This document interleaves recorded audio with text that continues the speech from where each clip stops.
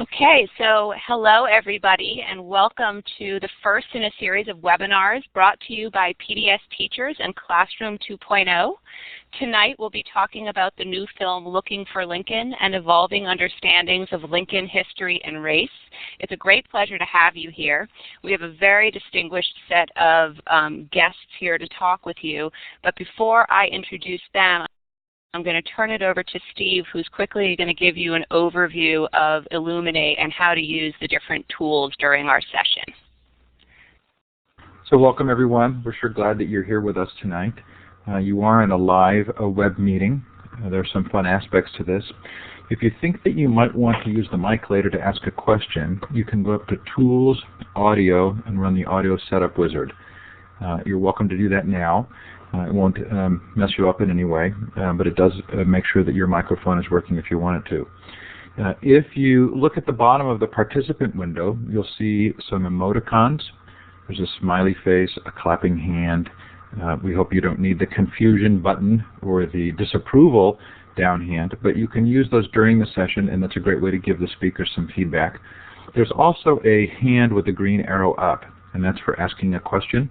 We won't interrupt the actual session to take voice questions at that time, but I will try and make contact with you individually to let you know if you're having some kind of a problem to make sure that I can help correct it for you. You can ask questions in the chat during this live show.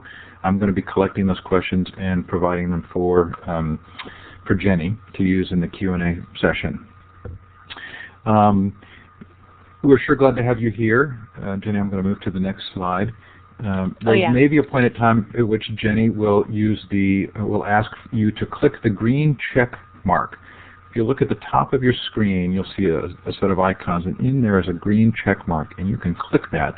And she's going to ask you to let her know that you have finished the movies clips. There are a couple of video clips, and she'll want to make sure that everybody, or at least most of you, have finished the clip before we move on. If you have any questions, do feel free to put them in the chat window. We're certainly glad to have you here, and hope that you enjoy tonight's event. Thanks, Jenny, and back to you. Great. And just one more housekeeping note. If you have not done so already, please make sure that you have Flash on your computer. I'm going to ask Steve to just put the URL in the chat box now because we will be showing video clips, and you'll need that to be able to view the clips. So someone just asked where are the clips. Don't worry, we'll be taking you there shortly, and I see that Steve just put up the link, so if you are not sure whether you have Flash on your computer, you might want to go there to make sure that you'll be able to view the clips. So thanks, Steve, for that overview. This slide here gives you a sense of what to expect from tonight's webinar. As you see, there will be a Q&A section towards the end, so please feel free to use the chat box at the left of the screen to submit questions. And do us a favor, when you submit a question, please let us know to whom it's addressed, or if it's addressed to all of them, then that's great. You can also raise your hand, and as Steve said, he will turn the mic over to folks. And we'll apologize in advance if we have a lot of questions. We may not get to everybody, but we will do our best to make sure that your questions get asked.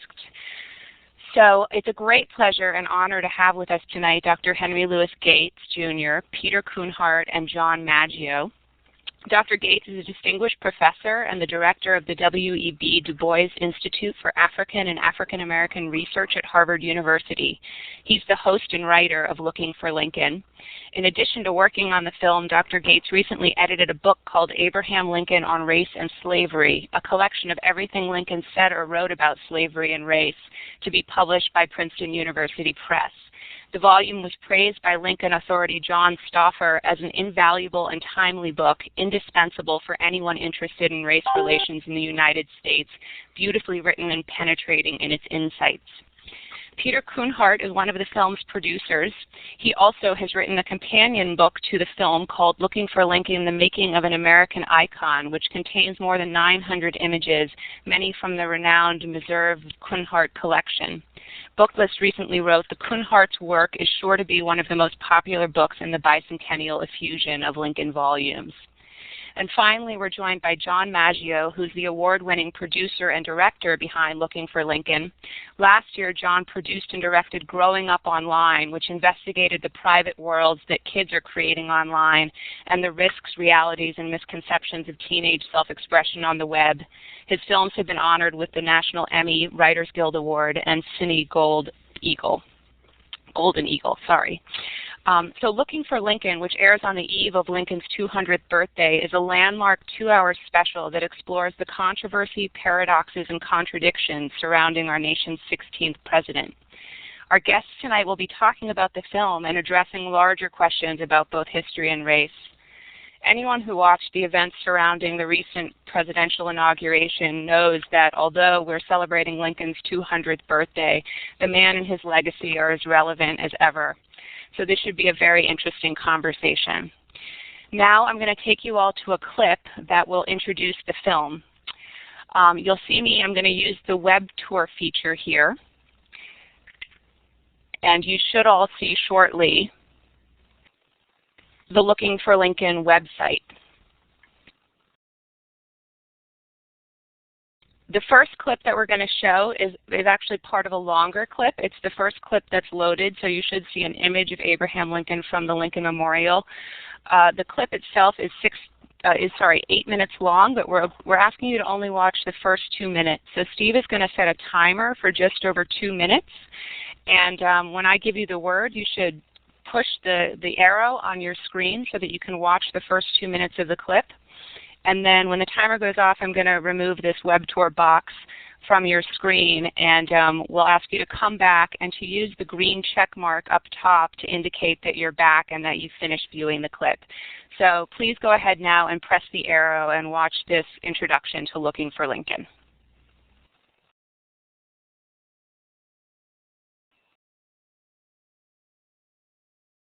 I don't have any sound.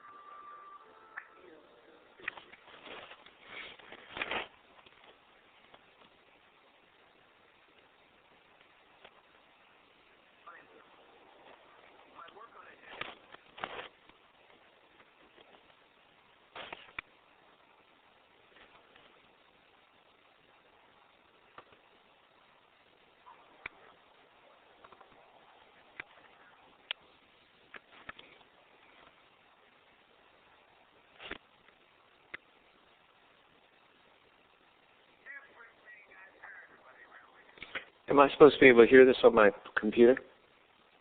Yeah, is your computer speaker on? Yeah, I can't hear anything. I wonder why. Well, I think you know how it goes. To use the computer microphone speaker. Hang up this. Oh. Anyway.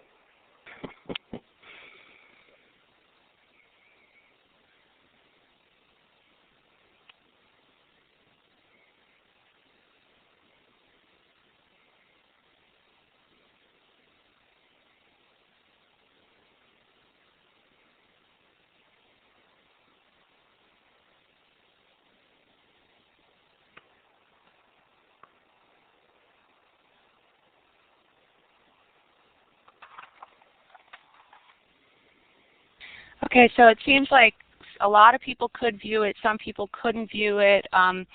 Rest assured that if you couldn't watch the film, the clip right now, we'll be giving you the URL for where you can go and see it. In fact, one of the great things about the website for Looking for Lincoln is that you can watch the entire film online. And the lesson plans that I'm showing you later include some downloadable video clips. So you'll have plenty of opportunities to go back and watch the video after this presentation is finished. So now I'm going to start by posing some questions. The first question I'm going to pose to all three of you, which is why you wanted to make this film. Well, Peter Kuhnhart first approached me. Peter and I made the African American Lives series, which so many of you have seen, together, and Oprah's Roots. So we made 3 documentaries together. And Peter called me one day and said, "It's Abraham Lincoln's 200th birthday, and I want you to host and co-produce this series." And I said, "Well, I don't know anything about Abraham Lincoln." He said, "Of course you do." I said, "Yeah, he freed the slaves. You know, like, what else do I know?" And he said, "That's precisely why we want you in this series." And I was very reluctant to do it because I'd like to feel that I'm, deeply competent in a subject. And so I began to read books about Abraham Lincoln and talk to people, and I was hooked. And I realized that 2 things: that Lincoln was enormously complicated, much more complicated than the simple mythic storybook Lincoln that I at least had been raised on, both in the classroom and within the black community. And second, that each generation of Americans, since Lincoln's death, literally since the day Lincoln was killed, each generation of Americans has remade Lincoln in its own image in order to remake itself. Lincoln's myth is so capacious that each of us, no matter how different our ideologies or our beliefs, can find ourselves reflected in the mirror of Abraham Lincoln. Whether you're, you can find Lincoln the atheist, Lincoln the American Christ, Lincoln the ruthless politician, Lincoln the great statesman, Lincoln the tyrant, which many people in the South still feel, or Lincoln the great emancipator and savior of the Union. And the list can go on and on. But Peter, I'm curious, why did you want me to do this film with you? Well, Skip, I remember our first conversation, and you told me the story about how, as you say, you didn't feel like you knew enough about it, but you remembered very clearly as a young boy reading the Reader's Digest condensed book version of Booth and the assassination of Lincoln. Yeah, Jim Bishop's 1955 book, The Day Lincoln Was Shot. And what a huge impact that had on your early life and your kind of your lasting impressions on who Lincoln is. And it's interesting, and I think that became almost symbolic for the journey of the show. That Skip launched out on. That was our starting point, and everyone he spoke with along the way had a similar early memory, something that struck a chord as a child, and that lasted until today. And what Skip was able to do was kind of break through that artificial mythology that so many of us remember and have, and kind of penetrate towards the truth. To me, that was the most exciting thing about our first conversation. Well, I'm glad that you did contact me, and it's been... Sorry? Go ahead, please. Yeah, I said, I'm glad that you did contact me because it's been like going back to graduate school. And who knew that Abraham Lincoln's most logical successor, in a way, in the history of the White House would be a black man who would actually win the presidential campaign. And that's amazing. So that we're viewing Lincoln in the era of Obama, and Obama through the lens of Lincoln. It's a very curious historical juxtaposition. So I'm so glad that you did it, and that's why I wanted to make this film. Also, I wanted the real Lincoln to stand up. I wanted to I found out so many contradictory facts about Abraham Lincoln that I wanted a chance to wade through this mountain of literature. And everyone on this phone, I want you to remember there are over 14,000 books on Abraham Lincoln. More books have been written about Abraham Lincoln than anyone except Jesus. And each one has a different Lincoln. And I wanted the chance to ask the real Abraham Lincoln to please stand up. So, it's a very interesting film because it's absolutely a look at the history, and you have access to some wonderful historians, including Doris Kearns Goodwin, who take us along on this journey and help us to learn about this very complex person. I'm curious, when, for you, the real Abraham Lincoln did stand up, how did you feel about that person? You talk about how he was a very, you had this mythical sense of him. Did you come away disappointed? What do you take away from the process of having made the film?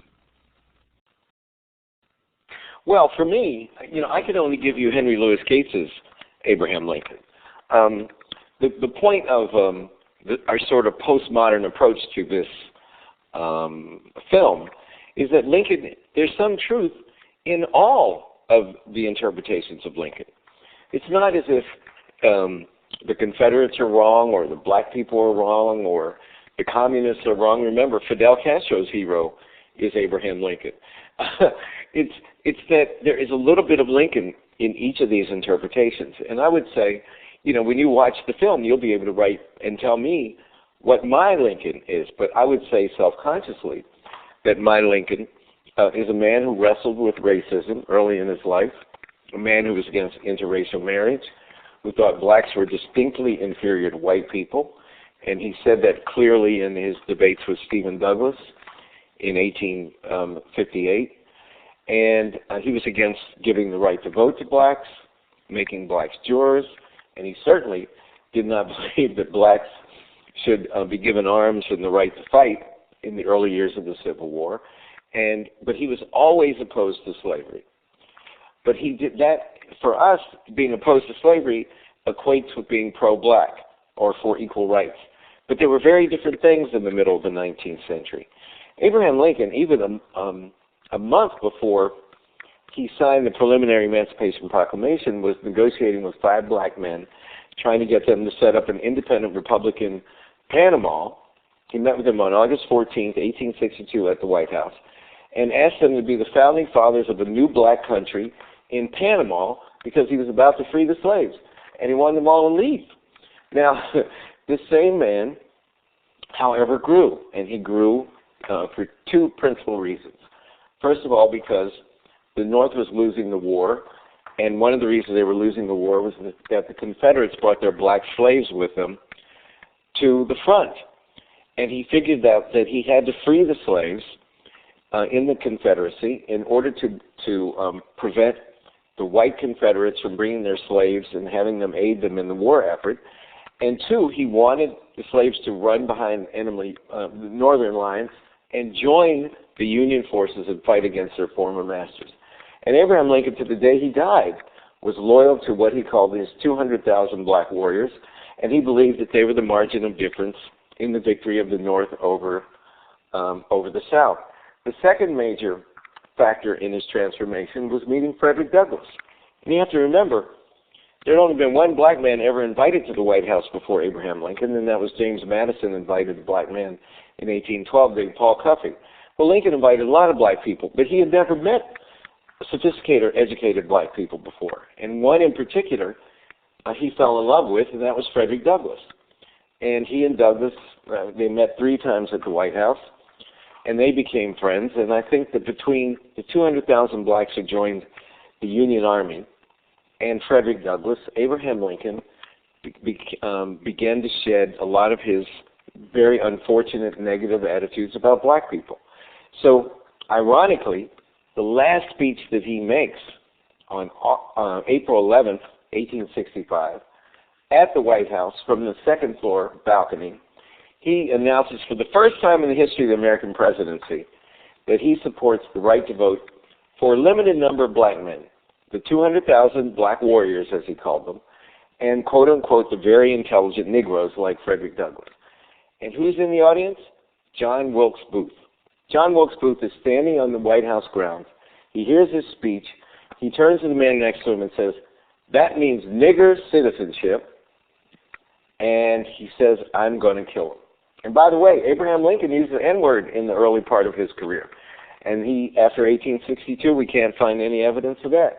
So my Abraham Lincoln, in short, shows a man who had unfortunate attitudes about race, even when he had the right attitudes about the institution of slavery, and grew while in office until finally he's killed by his own embrace of black people. So what do you think of that? I think I'll just add one thing, which is that, you know, one of the scenes in the program is Skip meets with a classroom of students who are learning about Lincoln, and he challenges them, and their teacher challenged them to think critically, to ask these tough questions, to not just accept the stereotypical view of Lincoln, the great emancipator. And the very process of thinking critically, to me, Obama is an enormous teaching and learning opportunity. He's made Lincoln come into the forefront and be very pertinent. And to challenge students to think critically and poke apart some of these questions, and to ask about the N-word, and to not be afraid to go into the dark areas. That's what this program does, and that's the journey Skip goes on. And I think it's a great lesson for teachers and for students to kind of be brave enough to go down those paths. Peter, this is John. I would add that if we remember in that classroom, at the end, after thinking critically about Lincoln and as you say, poking all of those holes, they revered him even more. You know, and you do, because of his humanity, because of what he was able to do, how he was able to grow. And so piercing that myth, as Skip does in this film, is such an important tool, as you say, and hopefully students can learn from it. Great. Well, this is let's go on to our next clip, which looks at this question of whether or not Lincoln was a white supremacist, looks at his views on race, and then we'll come back and have some more questions. But I appreciate very much your thoughtful answers so far, and certainly your thinking about these in terms of teachers and how this is relevant to them. So I'm going to use the web tour feature again. We're going to take you to our second clip. This is the longest of the clips. It's roughly 6 minutes long. Steve will set a timer again, and when you come back, if you would be so kind as to use the little green check mark to let us know whether or not you successfully viewed the video, that would be very helpful for us. What you'll need to do this time around is click on the link that says white supremacist ? And that will begin playing the video for you. And the video itself is 6 minutes and 2 seconds long, and so then we'll reconvene and talk about this clip and have more questions for our guests. So you're going to play it for 6 whole minutes? Well, yes. Okay. Mine disappeared. I didn't get mine. Mine disappeared too. Yeah. Huh. Let me see. Yeah, look, everybody's saying mine too. Read the boxes. It's all gone. Okay, it should be back. Oh yeah, mine's coming back. So now if everyone will, sorry about that, if everyone will click on the link that says white supremacist ? You should be able to watch the video. White supremacist. Oh yeah, there it is. Wait, with the profile of Lincoln? No, the right one below that. Oh, I got it. Okay. I got it. With Marian Anderson out front? Yep. Yeah. I still don't have any sound. Is there any reason why I don't have any sound? Does anybody know? Do you see the little speaker icon at the bottom of the player? Is that all the way up? At the bottom of the player? Yeah, if you're looking at the window that's open where it's playing, there's in the right-hand corner. Oh, right-hand corner. Where it's counting down, you see a little volume control thing. Wait a minute. Counting down. Where it's counting down, I just said pause and stop.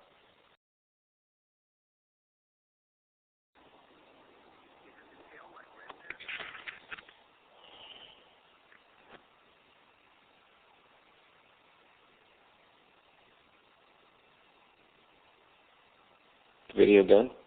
No, almost.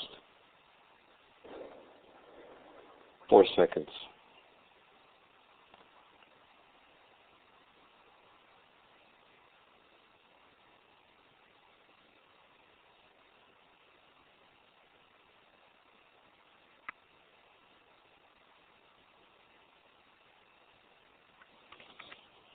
Okay, gang, what's now? Video's over. Yep.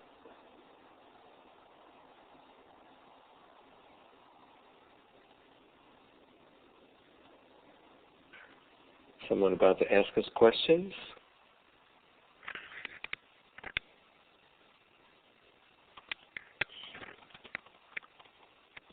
Hi. Okay, so I'm going to stop. I see that we've got a number of green checks. For those of you who didn't get to finish the clip, I apologize, but I do want to keep moving while we have our guests with us.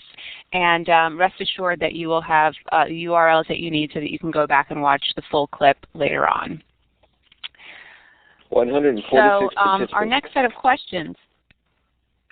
Dr. Gates, you asked that very compelling question, what's worth remembering about Lincoln? So I would pose that to you and to Peter and John as well.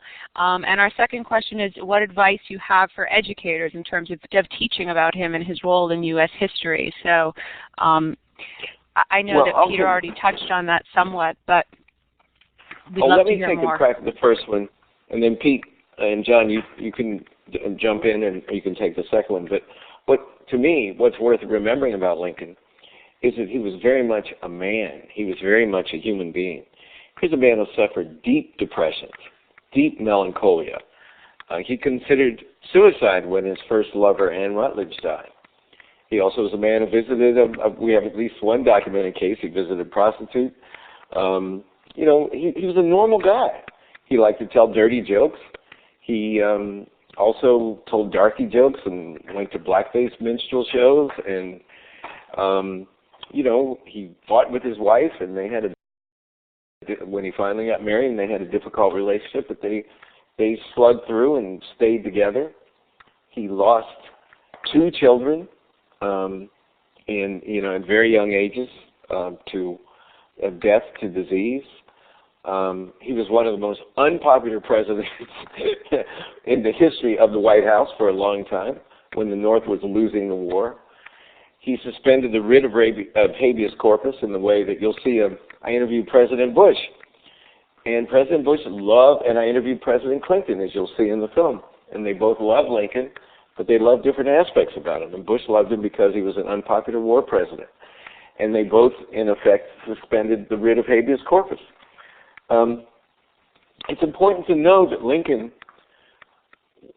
martyrdom forced everyone overnight to forget all the bad things that they thought about him, but that he was enormously complicated. And still, for all that complication, is our greatest president. And I think, I was engaging in the chat room with a couple people about what's it appropriate to teach. I think it's better to teach our heroes with clay feet, to teach them with flaws, because then a kid can imagine being Lincoln. If you think Lincoln was Superman or the American Christ, then you think, well, I know how inadequate I am. I could never be like the great Abraham Lincoln. But if you say he was a man who cried and suffered and got depressed and doubted himself and educated himself and et cetera, then people say, well, heck, that's just like me. Maybe I could be Abraham Lincoln. What do you guys think, John and Peter?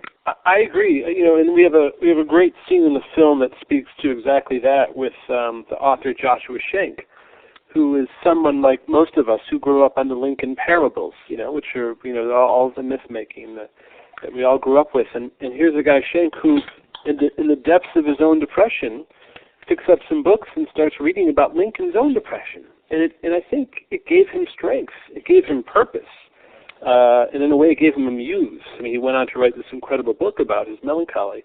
But that is so critically important to kids today. I mean, we're picking up on something Peter also said about thinking critically. I mean, there should be no harm, especially in the internet age where, it's almost impossible to teach kids information. Now, they have information at their fingertips, unlike what we had.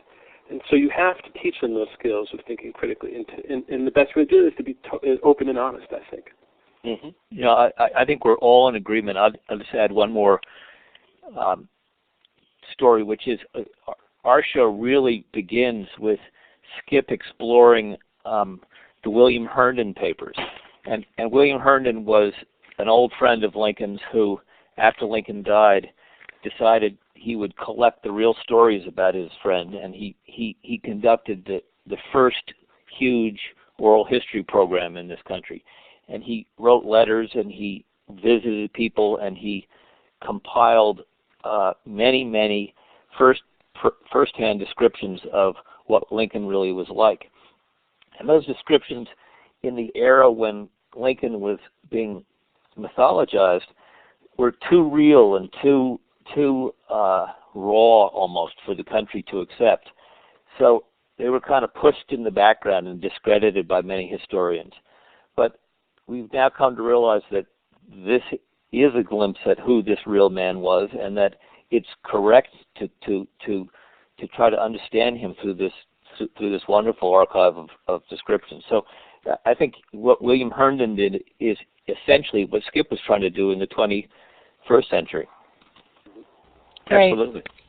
So then my next question, and I'm definitely interested, this question is posed to Dr. Gates, but I'm also very interested in John's insights on this, especially since he directed Growing Up Online and has thought very deeply about this generation of kids and how they like to learn and interact. So the question is how you, Dr. Gates, and your students are using the web and other digital resources, other technologies to access information. How can you use these to learn history? Because I think one of the points you make in the film that's so important is that history is always changing, and we need to be continuing to learn and to investigate what we think we know about historical figures. Well, at Harvard, I don't know about at your institutions, but the whole campus is wired so that if I teach a lecture course, Introduction to African American Studies, and this semester it had 120 kids. Well, I have 120 computers on every class, and people are surfing the web while I talk. They are looking up references. They are commenting back and forth to each other. Some of them are probably looking at porn sites. Who knows what they do? You cannot stop the flow of information. Some of them are probably watching the Colbert Report. But the point is that everybody is wired, communicating with each other, interacting. And I find that very exciting in the same way that we're doing in this little left-hand box on the screen, except in a broader way.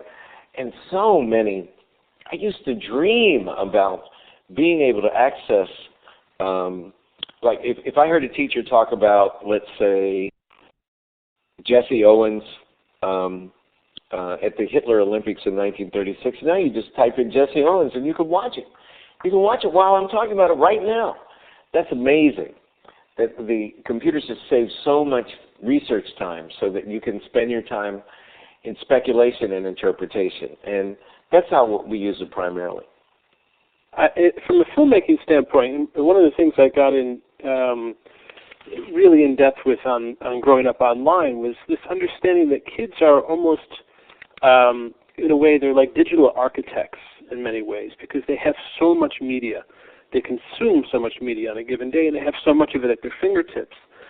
So, there's an incredible opportunity to tell a kid that if they want to learn about Abraham Lincoln, to go and get the raw materials from online. You can now go and get pieces of our film, and you can mash them up, and you can tell your own story. But in the process of doing that, you're learning so much more than if a teacher is sitting there droning on and on, reading from a textbook. So the things that I saw education changing was in that it's so much more hands-on. Kids were making videos about whatever interested them and posting them on YouTube, and other kids were commenting on it. So not only are you creating something which you then have an investment in, and you've put all that energy into really understanding what you're doing, but you're getting instant feedback too. So I think it's incumbent upon teachers in school districts that have computers, I'm assuming a lot do, although I'm sure that's still a problem, to allow kids to harness those technologies and in a way sort of lead you down that path so that you understand it better as well. Mm-hmm. Specifically about Lincoln, Lincoln was the first president to really be photographed. I mean, there were ones before him, but Lincoln mastered this art of mass communication through photography. And the fact that Matthew Brady was and other photographers were covering the Civil War means there's an enormous amount of visual storytelling and understanding just by scanning the web and finding the visual stories of the Civil War era. So Lincoln is just it's a visual opportunity for kids. Great. Okay, so speaking of visual opportunities, we have one more clip that we're going to show. This is a short one. It's just over 2 minutes long, or actually, sorry, it's just under, it's 2 minutes and 56 seconds. And this one speaks to something that Dr. Gates commented on earlier, which is Lincoln's tremendous capacity for change throughout the course of his presidency. So I'm going to put the link in the window again. This page will look familiar to you. It's the same page we were on earlier, but this time you'll want to scroll down and click on the last link, which is growth and change. And Steve, if you would set the timer for just over 3 minutes, and if folks would be kind again and give me a green check mark when you're done viewing the clip, that would be great. Okay, so here we go. Please press the link and play the clip. What link is it again? I'm sorry. Link growth and change.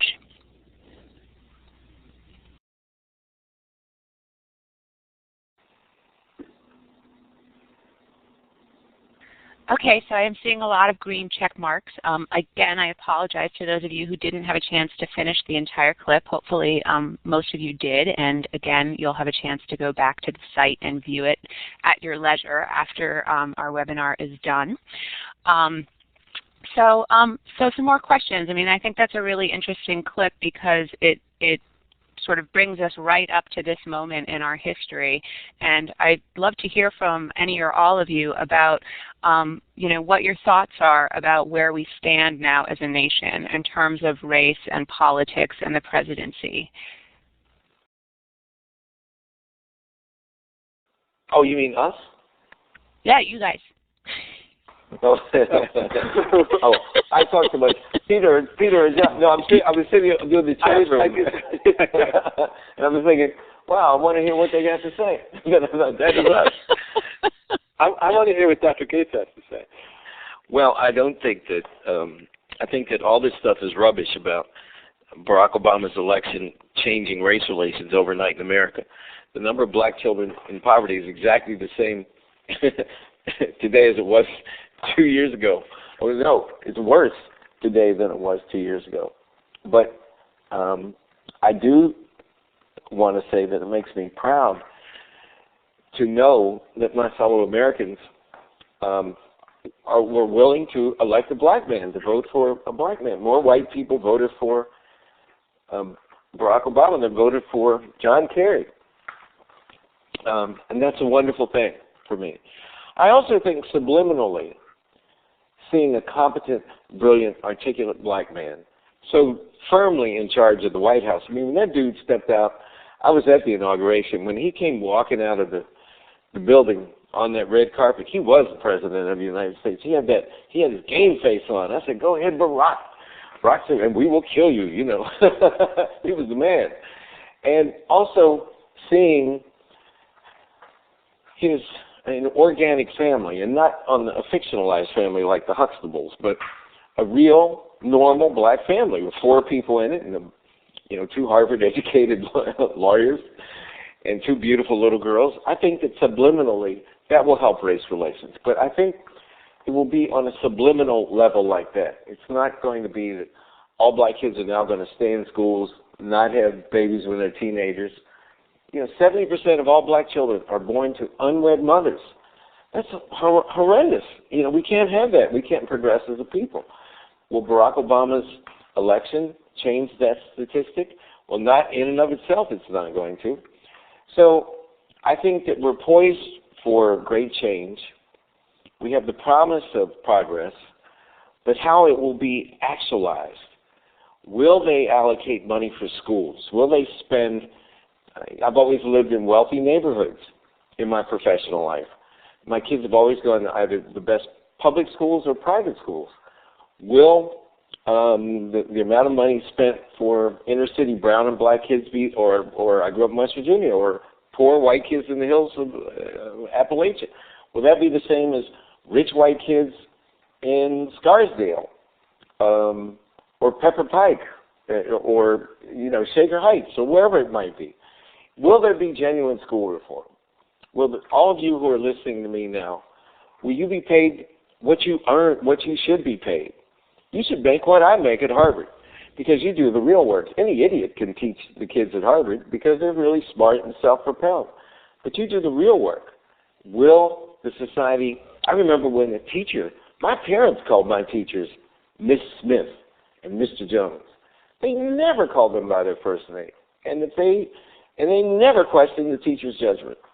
And the society has devalued the very community that should be valorized, and that's all of our teachers. If Barack is a leader that I hope he is, he will change our values about deferred gratification, the value of education, respect for education and learning. And I think that could be the greatest aspect of his victory. Peter and John, what do you think? Well, just in terms of when you were talking about the subliminal effects of his victory, to me, as much as the poverty is as bad as it was, maybe it's one young inner city African American who looks up and sees that he could become president. I mean, that is a powerful, powerful thing that I was struck with the night that he won. Was that now somebody can look up there and say, "Wow, it really could happen for me," which is unbelievable to me. Yeah, but John, we had in the Italian presidents. You're Italian, that's what right? I mean. Yeah, that's what I mean. I can't say that. Did it make you want to run out and be president, John? No. But you know what? I'm not sure that it'll happen in my lifetime. An Italian president, maybe Andrew Cuomo, but we've got a lot of baggage. That's it's a different conversation. But I mean, let's face it, that if it gives one kid hope, then that's an amazing thing to me that that didn't exist before Obama. That's true. What do you think, Pete? There's a scene in the show where Skip stands in front of the Freedmen's Memorial in Washington, D.C., the great statue that was built by contributions from freed slaves, which is on this slide.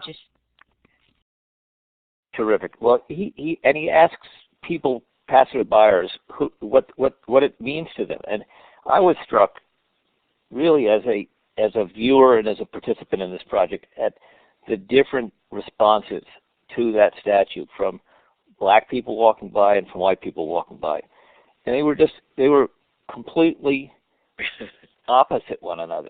And one of the treats I've had working with the team on this is to try to speak to both audiences and try to not sell out on the black audience and not cave into the white audience, and to try to be truthful to everyone listening. And I think the tone that Skip has taken in this has achieved that. Well, thank you, Peter. Great. We wanted to. I mean, we wanted to be truthful. Sorry. No, please go ahead. No. We didn't want to be trashing Abraham Lincoln. We didn't want to be accused of trashing Abraham Lincoln, but we didn't want to tell a fairy tale either. This is 2009. People are too sophisticated for this. Everything's on the internet. So we weren't going to find a fact and then say, "Oh, our children shouldn't know this about the great emancipator." Those days are over. Anybody with a computer can find anything. I mean, whether it's true or not, as we've been chatting in the chat room. And, so your job is not to act like, as a teacher, these things don't exist or haven't been said. It's to put them in some kind of context. And that's what we did with Lincoln's racism. And we put it in context and then showed him coming out of it, which also happens to be the truth. But it took a lot of work, a lot of soul-searching on my part to see, I was very disappointed to find out that Lincoln used the N-word. I didn't know that till I started this.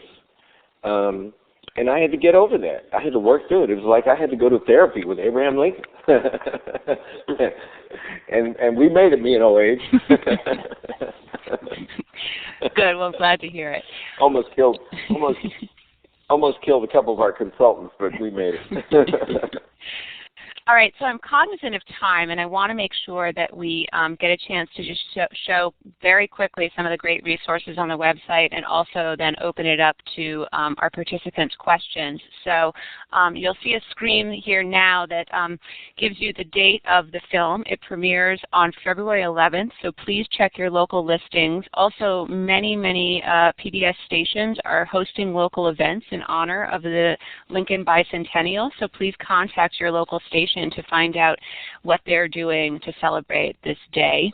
And I'm going to take you now with the web tour quickly to the site.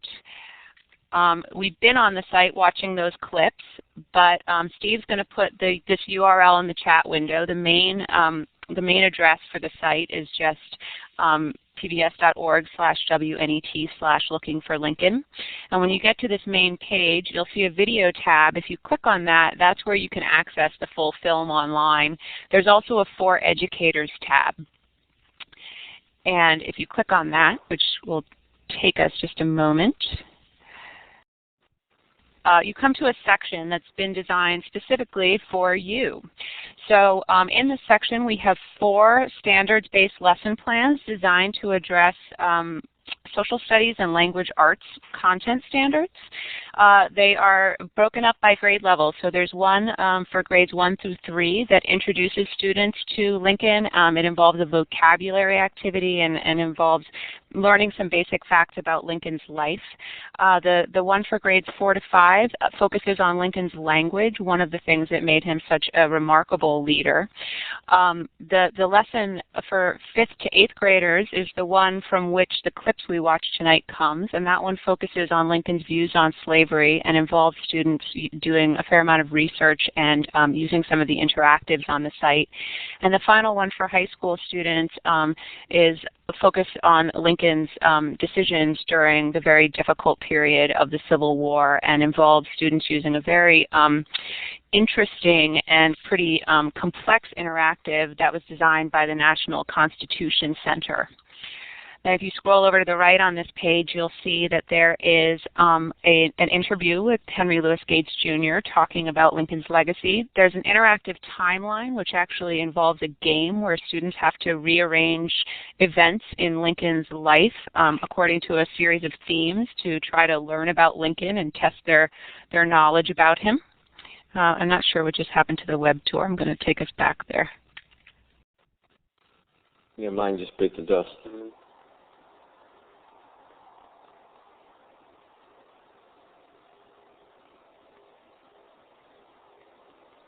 All right, we're back. There's a quiz where, oops, I'm sorry, I'm just going to tell you this because it keeps clicking out. But there's a quiz where you can test your knowledge about Lincoln and sort of look at some myths and misconceptions. And then there's an interactive map that shows a whole series of Lincoln monuments around the country, which could be used for an interesting activity with students as well. So we hope that you'll go to the site after this event and check out all those resources. And of course, we hope that you will tune in on February 11th and watch the entire film, because it's definitely a very interesting film in its entirety. So now I'm going to open it up to questions. Steve has graciously been collecting some questions so far, but if folks have questions now that you haven't asked, please use the chat window or raise your hand, and we'll try to get to as many of you as possible.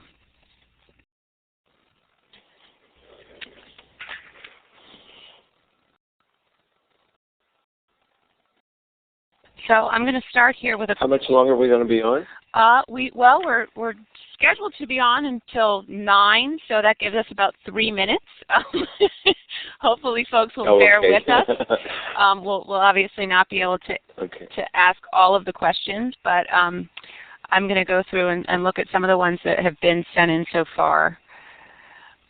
So we have a question here from Helen S., and it's a question for Dr. Gates, and she asks, when do you think that pertinent information about Lincoln's life, his change of heart, will reach our public school textbooks? And she says she's in New York City.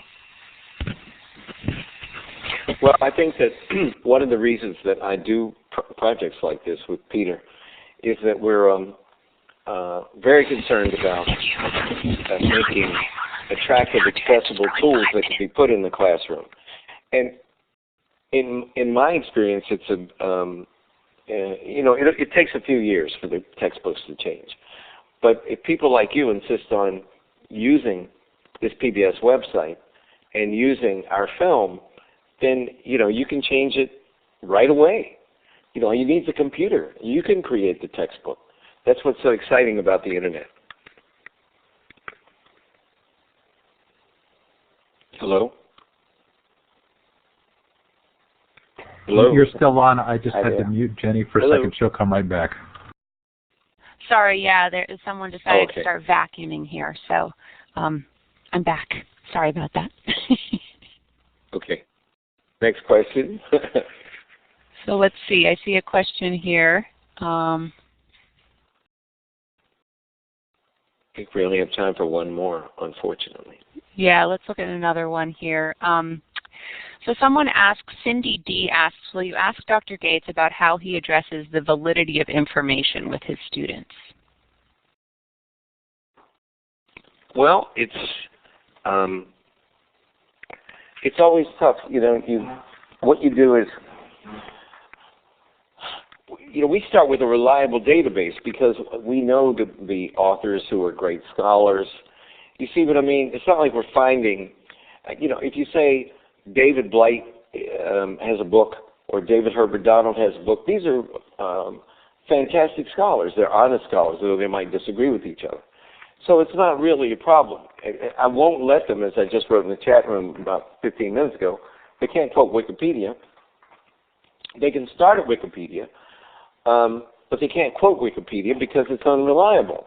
I mean, there's some articles on Wikipedia that are brilliant, written by some of my friends, but there are other ones that people just make stuff up. So what we do is we vet or examine the sources that they're using, and we could tell them honestly, this man's a Marxist, this man's conservative historian, this man is gay, and says, there's a book that Abraham Lincoln's gay. Well, nobody knows what Abraham Lincoln did in bed with whom, but, we can decide if this is a reliable source or not. Or, that's part of the lesson of being a college student, is to teach college professors to teach your kids to weigh and evaluate sources. So that's just what we do. Great. Are you willing to take one more question? Yeah, one more, and then I'm going to order some Japanese food. All right, sounds good. You had a major change of heart from the comfort food you were talking about earlier. So the question is from P. Well, you know what? I went out. Sorry, go ahead. Go ahead. The question is from P. George. No, I found the menu. Okay. Hey, P. Who asks, what is your next project, Dr. Gates? Well, my next project, which Peter and John and I are doing, is called Faces of America. And the genealogy and genetics series has been so successful for black people that white people come up to me on the street and say, how about us? So we're doing 2 Jewish Americans, 2 Arab Americans, 2 Latino Americans, 2 West Indian Americans, 2 Asian Americans. Yo-Yo Ma has agreed to be in it. Frank Gehry has agreed to be in it. Mike Nichols, who directed The Graduate, has agreed to be in it. Stephen Colbert of The Colbert Report, Zyrus, has agreed to be in it. My friend Sarah Jessica Parker wants to be in it, but she's going to be in another series like it, so we don't know if that's going to work out. And the great Malcolm Gladwell, who's half black, his mother's Jamaican, is going to be in it. So, we're really excited about this series, and it will air next February, with a little luck, on PBS. Great. Well, that sounds fascinating. Definitely look forward to it. So I want to thank all of our guests so much for joining us. It's been a real pleasure having you here, and I can tell from all of the participants and all of the chat that folks have been very engaged. Yeah, I see that Steve is giving a round of applause. If other folks want to use the emoticon and give a round of applause to our guests, that you're encouraged to do so. I will let Oh, thank you. I'll let you go if you need to. I would ask or just encourage folks to stick around for another minute or so. We're going to go just give you a preview of the next webinars in our series and then a couple other resources from PBS teachers. So up on the screen now you see a calendar. You'll see that in February we're going to have a webinar called Teaching and Learning with Digital Natives. Our special guest will be John Palfrey, the author of Born Digital. In March, we'll be focusing on teaching Shakespeare to 21st century students. We'll have some scholars with us from the Folger Shakespeare Library, and we'll be showing some clips and premiering King Lear, which will air on Great Performances in March. In April, we have a new set of resources created by the Cyber Chase producers, which is an extremely popular math and science series for kids geared towards celebrating Earth Day. So we'll be featuring those in April. And in May, we're going to talk in general about effective integration of media and technology, and then look specifically at some resources from the producers of Jean-Michel Cousteau Ocean Adventures. So we hope that you will come back and encourage your colleagues to join us for those as well.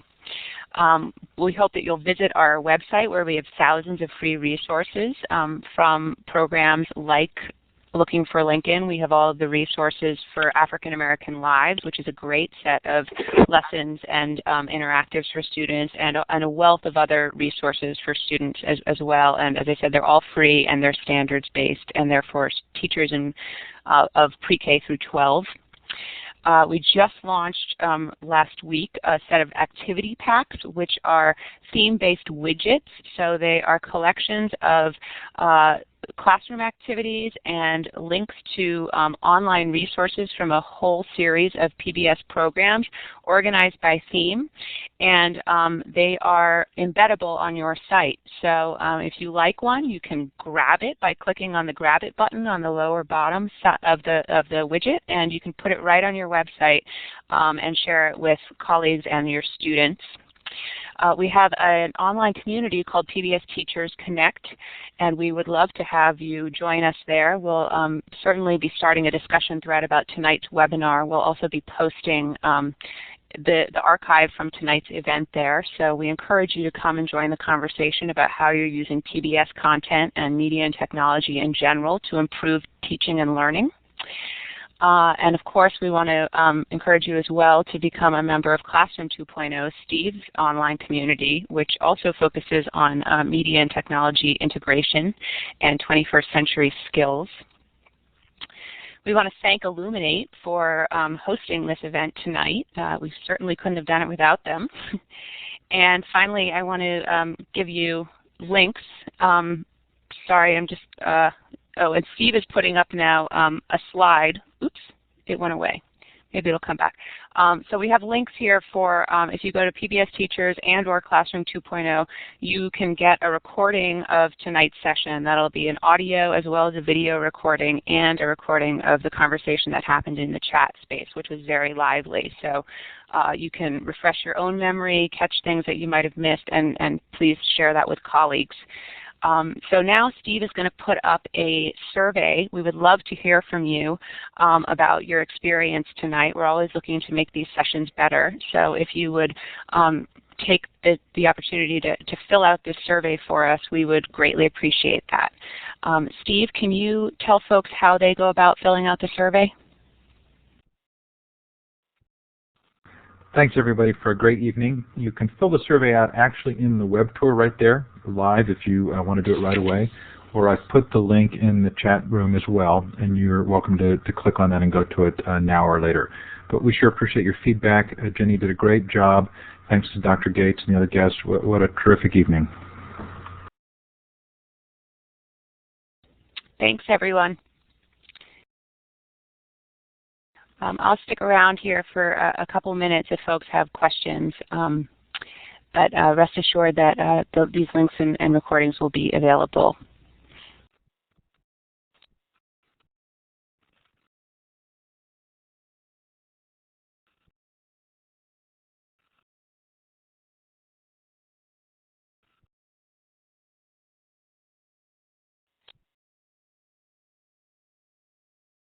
We